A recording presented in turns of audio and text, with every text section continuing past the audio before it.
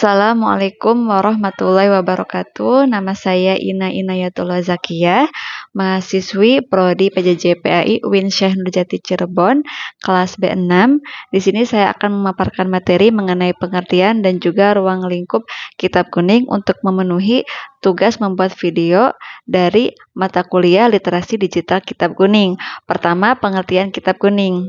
Kitab kuning merupakan istilah yang merujuk pada literatur klasik Islam yang berbahasa Arab dan umumnya tanpa harokat atau gundul yang suka dipakai sebagai rujukan utama dalam kajian keislaman di pesantren.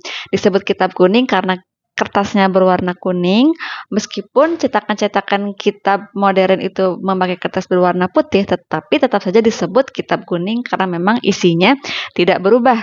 Kitab kuning itu memuat hasil pemikiran para ulama dari abad pertengahan di berbagai disiplin bidang ilmu.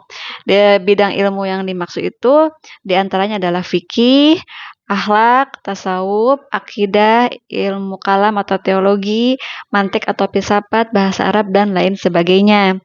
Nah, perkembangan kitab kuning sendiri itu erat kaitannya dengan tradisi pesantren yang sudah berkembang dari abad ke-13 di Nusantara. Karena pesantren itu merupakan lembaga pendidikan Islam yang melanjutkan studi kitab kuning dengan metode bandongan maupun metode sorogan. Kemudian ciri-ciri dari kitab kuning sendiri, pertama berbahasa Arab, kedua tidak memakai syakal atau harokat, yang ketiga adalah memuat ilmu yang sangat berbobot, yang keempat metode penulisannya masih dianggap kuno dan relevansinya dengan ilmu kontemporer relatif semakin menipis, yang kelima lazimnya dikaji dan dipelajari di pondok pesantren, dan yang keenam itu umumnya kertasnya berwarna kuning. Untuk isi kitab kuning sendiri, kitab kuning itu biasanya terdiri dari dua komponen, yaitu matan atau inti materi dan juga syarah atau penjelasan. Dalam layoutnya, matan itu berada di luar kotak segi 4 yang mengelilingi syarah. Nah, untuk sistem penjilidan kitab kuning sendiri memakai sistem korasan. Jadi lembarannya terpisah-pisah sehingga orang yang mempelajarinya itu dapat mempelajarinya dengan lebih santai tanpa harus membawa semua lembaran kitab kuning yang jumlahnya bisa sampai ratusan halaman.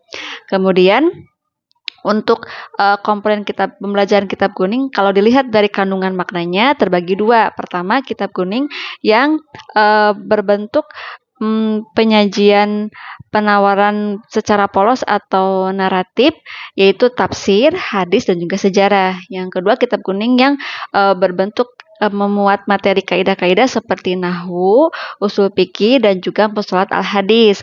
Sedangkan dari kadar penyajiannya, kitab kuning terbagi 3.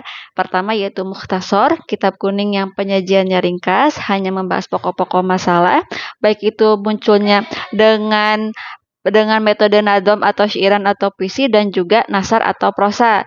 Yang kedua yaitu syarah. Syarah itu berisi penjelasan materi yang lebih panjang, kemudian berisi argumentasi secara komparatif, lalu juga berisi kutipan ulasan dari para ulama yang memiliki argumentasi masing-masing. Yang ketiga mutawasito, yaitu kitab kuning yang isi penjelasannya tidak terlalu panjang dan juga tidak terlalu ringkas. Kemudian untuk mempelajari dan meningkatkan kemampuan membaca kitab kuning, baik guru ataupun murid harus memperhatikan indikator-indikator sebagai berikut. Pertama yaitu ketepatan membaca, kedua yaitu ketepatan memahami isi, yang ketiga dapat mengungkapkan isi bacaan. Nah, kesimpulannya kitab kuning itu adalah literatur klasik Islam yang memuat berbagai bidang ilmu dan strukturnya terbagi menjadi matan, inti pemateri, dan juga syarah atau penjelasan.